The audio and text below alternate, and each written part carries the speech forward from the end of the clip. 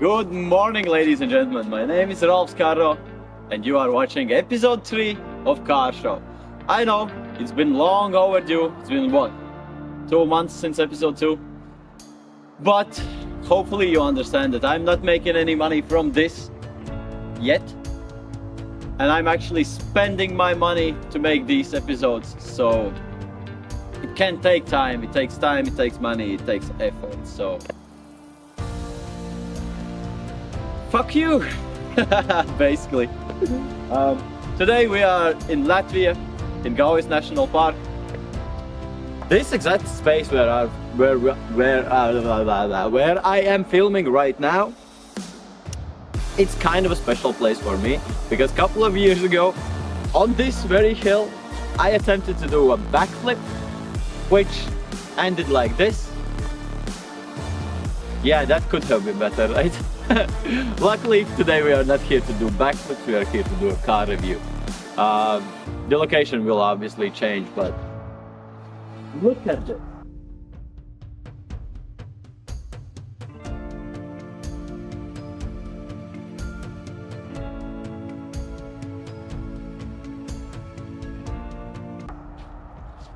This is why I love Latvia. The freedom, there's like literally no people.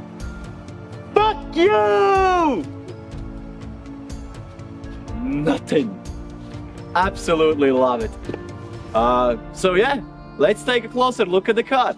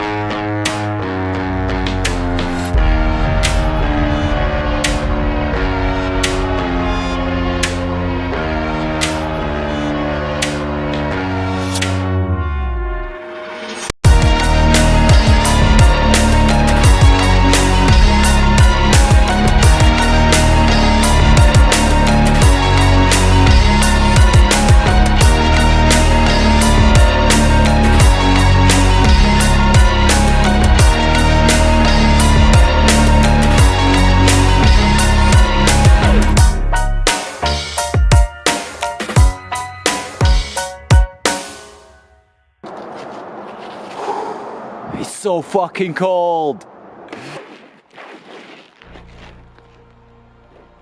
New place, new clothes, new scene. Yeah, I had a little bit of lighting issues after reviewing the footage, so had to refilm some parts, and this is one of them. I wanted to talk a little bit about the exterior design of the car, because I think Kia has been doing Sportage for ages, basically. It's been like 30 years. And in 30 years, you know, there has been quite a lot of redesigning done to the car. At first, the first generation looked like this. The second generation looked like this. The third generation looked like this. This is the fourth generation.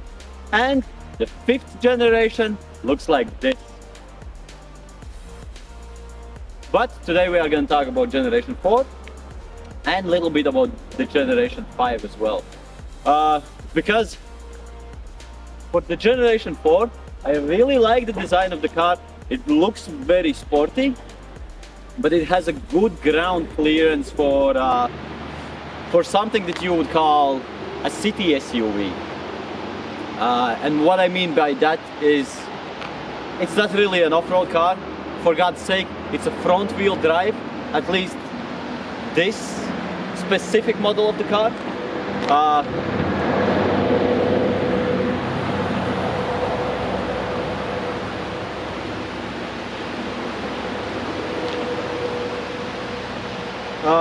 So yeah, for Kia, the generations change every couple years. The generation 4 started in 2015 and it was going all the way down to 2021. After 2021, they started doing generation 5, which looks a lot different. I would not say a lot better though. The headlights, they went with this bug-eyed style, is what the Kia is describing it as. For me personally, I think it looks like that purple character from Lilo and Stitch. You know, the one that had like 2 eyes here and then 2 more here. This one. But yeah, as I said before, it's a bold choice. I like the choice. And so yeah, the headlights on Generation 5, however, I don't know, man. Looks ugly. Looks ugly. But you can't argue about the taste, is what we say in Latvia.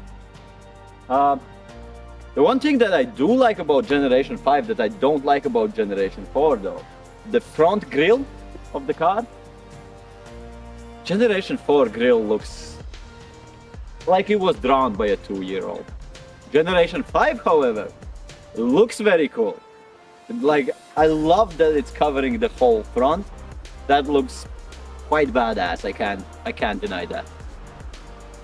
Other than that, everything else actually I prefer on Generation 4. So the ground clearance for this 2019 for front wheel drive, it's 16.3 centimeters. That is like what, 6 inches roughly. For all-wheel drive, there's a massive difference of exactly 1 centimeter.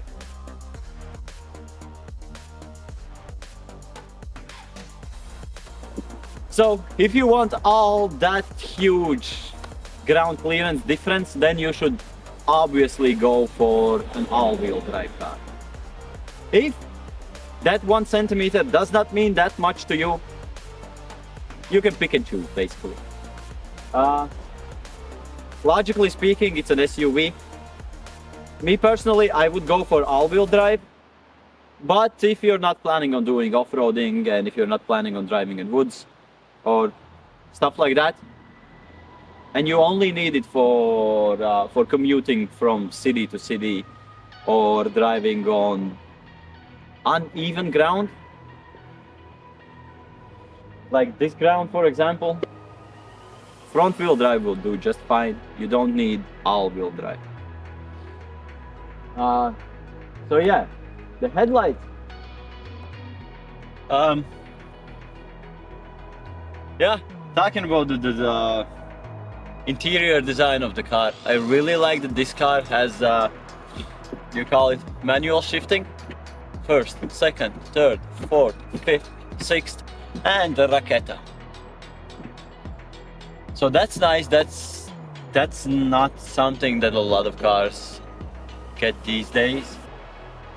It does have an e-brake as well, not that stupid little button. It does actually have a, so that's cool. That's really nice. So when you're driving this car, you are actually driving the car. Yeah, the steering wheel, it is a little bit scratched up because it's not a brand new car. Obviously, it's 5 years old. But it feels really nice. I like that it's quite slim. You can get your fingers around it really easily. It's hard. It feels like it.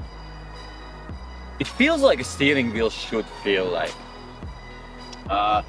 It does have these buttons on here that are pretty much useless. You get your hands free. You get your cruise control. And that's about it. So useless. But the steering wheel is not for pressing buttons. The steering wheel is for steering the car, so it's doing its job just fine. The car's infotainment system. The car is bought in Latvia, but it doesn't have a Latvian, so what the fuck is up with that Kia?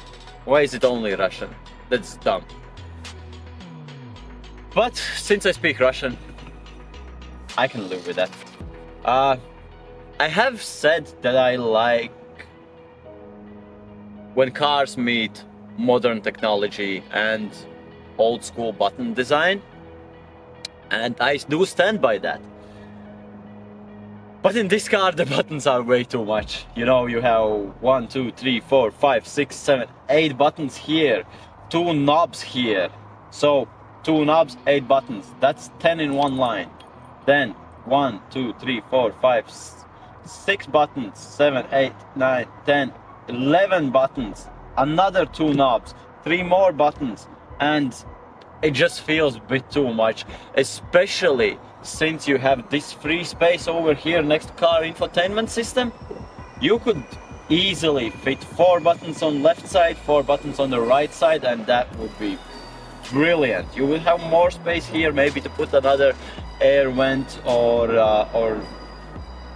maybe some ambient lights or something like that. But yeah, other than that, I don't really have anything bad to say about the interior of the car. Everything is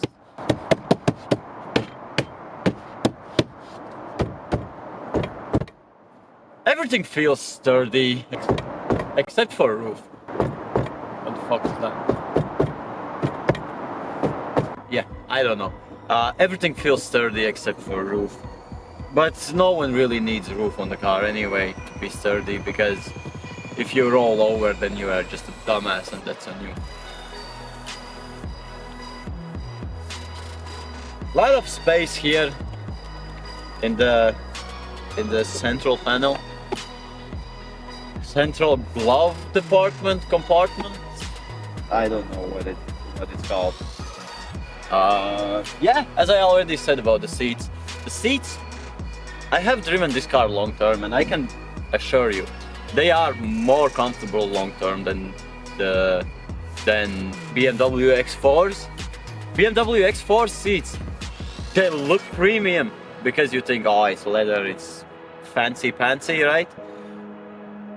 But if it looks cool for 20 minutes and then it feels like absolute hell for the next 8 hours, I would rather choose seats that look worse but feel more comfortable. But BMW doesn't know that because they are selling to idiots. First thing that I don't like about this car, the arch for the doors, it's kind of small. And I'm only, what, 183? That's like 6 feet tall.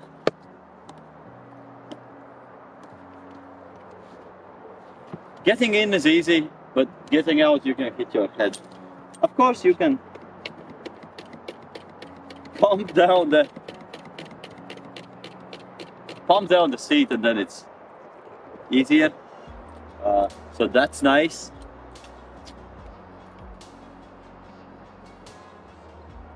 Well, actually, it's not even a problem if you pump down your seat. I'm just bitching, you know. Yeah, right now it's actually really good. I can barely touch it. Okay, so the next thing, let's take a look in the back seat. So the back seat is one of the nicer things of this car. That was a hard hit. You don't normally see this in cars, I think, when the back seat is tilted like, what is that, 30 degrees? Like, even if you don't want to be sleeping in this car, you will be sleeping in this car. Of course, there is a handle that allows you to raise lower, well, technically it's meant to be to lower the seats so you can have more space in the trunk, but the natural state of the back bench, it's very laid back. It's a very, very chill car. Like, I can see myself smoking weed here and going for a Sunday drive with my private chauffeur, of course. Space-wise, for 2 people, I would say you have all the space you could ever need in the world. For 1 person, and I don't want to get my feet on the... You see, it's like you could actually sleep here without any problems.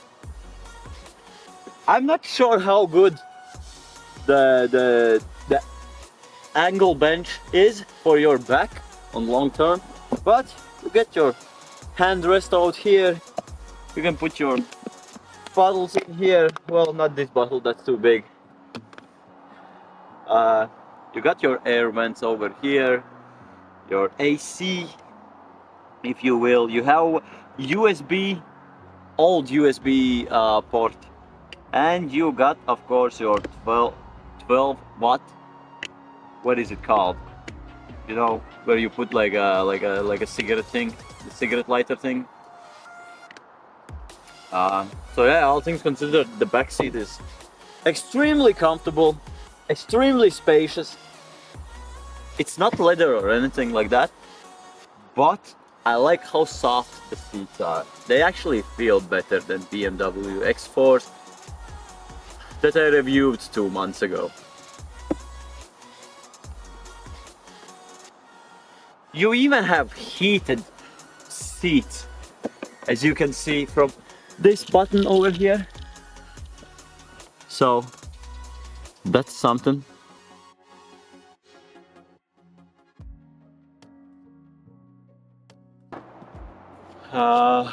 But what about the trunk?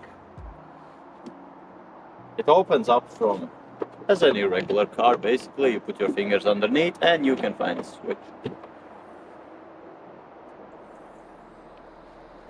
You have your regular trunk cover that opens up like this and then rolls inside of that panel thing.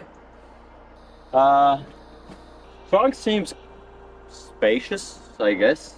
It's a trunk, like it's the trunk on SUV, so it better be spacious. It does have double floor, so you get your spare tire underneath there. You get a rope for a hitch. Just a regular completation, you know. That's spacious as well.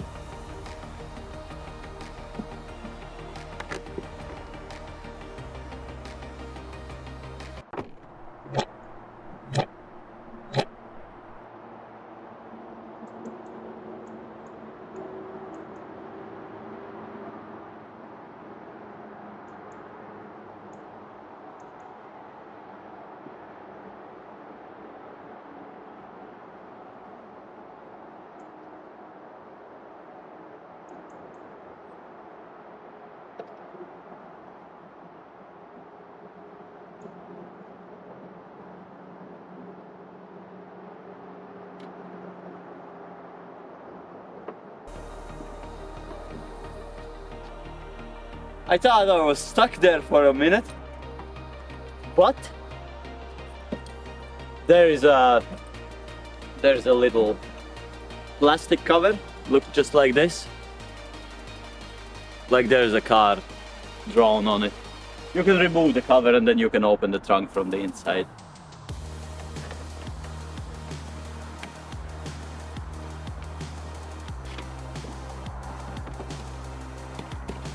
Okay, good trunk space. You could probably fit like 3 bodies in it. Good on release, doesn't hit too hard, that's nice. Yeah, okay, so I think that about covers everything about this car, exterior wise, interior wise, and now we should probably take it for a ride. So let's go.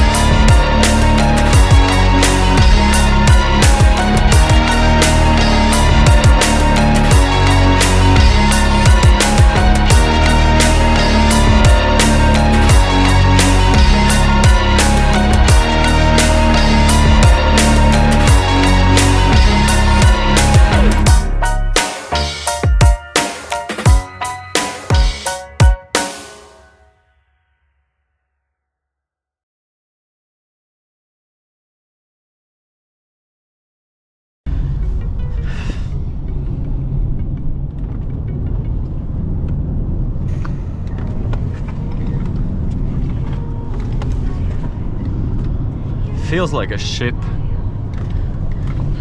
you know? I feel like if you would be going on, let's say, 120 kilometers an hour and you needed to do a quick maneuver, the car would roll over. It doesn't feel very stable, it feels like it's swimming in the sea. The driving feels very smooth because of that though, because the suspension system of the car, it's very spongy. It feels very spongy, so it's really nice when you're driving on like a bumpy road, or going in the straights, or driving into woods. But it would be a huge issue if you had to, as I already forementioned, if you had to do a quick maneuver at 120 kilometers an hour, that could potentially end up in you rolling a car. But on the straights it feels nice.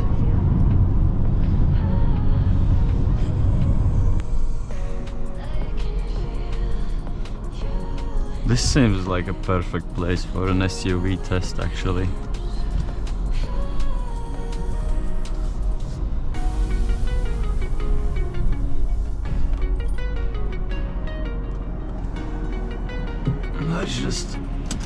Let's just take a look how it looks like right now from the outside.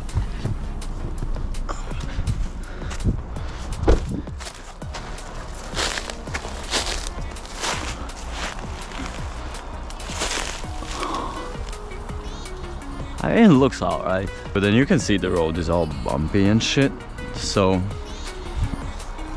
yeah, it's doing just fine. It's doing the SUV things, you know.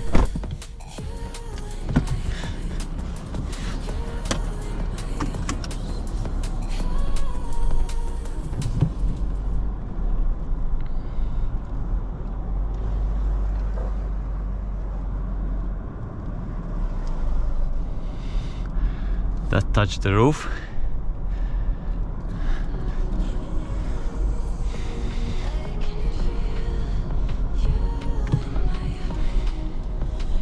I really miss shifting gears on my own. It's so nice, so fun.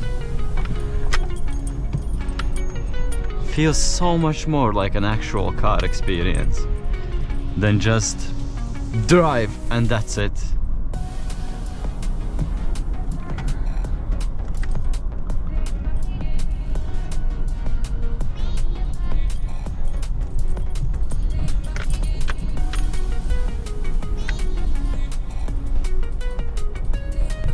Hello, hello, hello. Oh, oh, another one.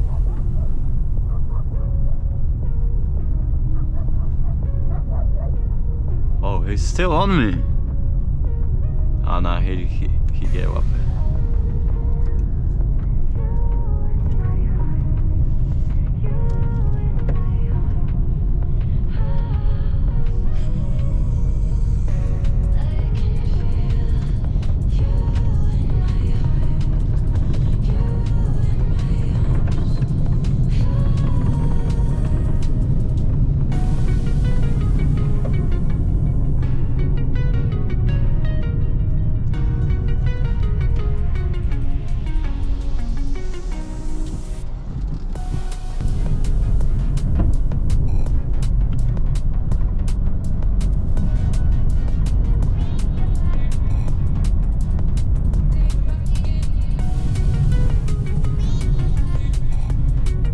Oh. Ah, it's probably not safe, right?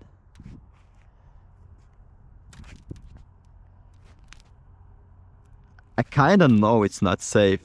And I can see it cracking over here. Oh. Yeah, that's definitely not safe. I don't want to get wet. Kinda want to see how far can I get.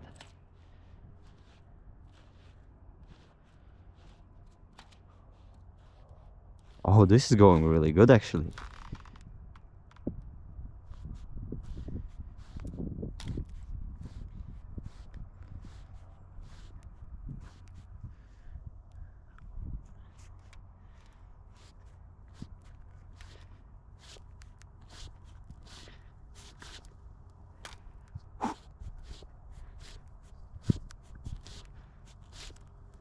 Ah, this is dumb.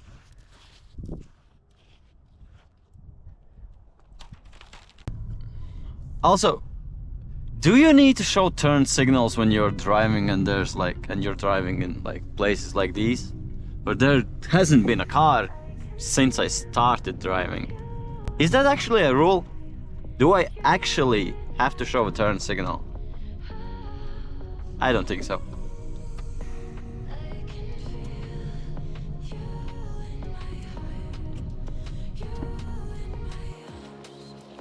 So, with all of that behind us, the $1 million question is, where do you get this hoodie? You can get it from KARRSHOW.online. Go and get yourself a hoodie. But no, on the serious note, should you buy this car? They start around like 13,000 euros and go all the way up in price until 20,000 euros. If you have, let's say, spare 15,000 euros, or not even spare 15,000 euros. If you have 15,000 euros that you want to spend on the car and you want to get good, reliable, mid-size SUV that you will be mostly using for commuting from one place to another and not doing crazy off-roading stuff, then yeah, Kia Sportage is the right car for you. If you want something more luxury, then you will most likely not look at Kia, but at the same time you will most likely not be looking at the price tag of 15,000 euros, because 15,000 euros, even though it's a huge amount of money in the car industry, it's really not that crazy. Yeah, I hope you enjoyed this episode. I thank you for watching. Hopefully to create the next episode, it won't take me 2 months. I can get it done a bit quicker. Once again, I thank you for watching. You can get yourself a hoodie from KARRSHOW.online. And until the next time, drive safe.